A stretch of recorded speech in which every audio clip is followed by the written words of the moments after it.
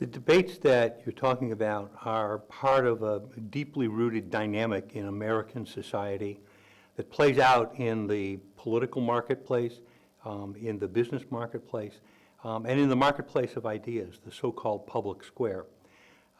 This is not a new phenomenon. It's gone on for a long time. And two questions reoccur throughout this. To whom is the corporation responsible, and for what? And that debate and the answer to those questions has changed in each era.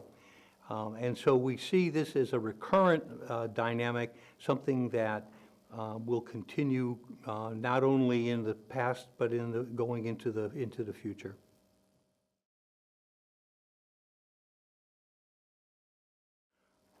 Corporate responsibility issues are really a reflection of what's going on in the larger society, the things that people are concerned about, that they care about, the expectations that they have. Every company has to operate within a framework of meeting the expectations of its customers, its employees, its suppliers, all of the stakeholders that exist in the modern business environment.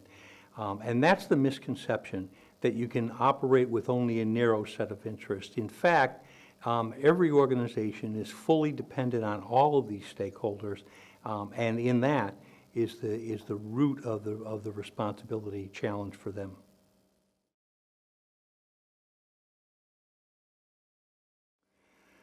I think one misconception that this book dispels is that the notion that corporate responsibility is something at the margins of what a business or what business people do.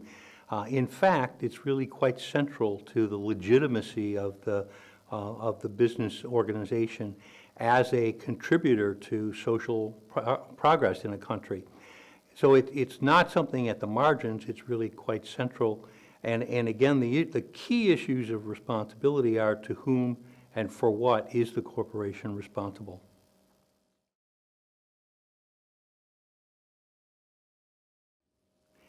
At the beginning of this project, I was intrigued by a fact. The fact was that there was no other single volume history of corporate responsibility in any of our libraries. 4 years later, I think I understand why that is. It is a hugely complicated and expansive topic to get your hands around, and the subtlety of it requires people to think very deeply about the interrelationships between all of the elements. My co-authors are all people who have worked for many years in their respective fields. So we brought all this expertise together and formed a team to really explore these questions.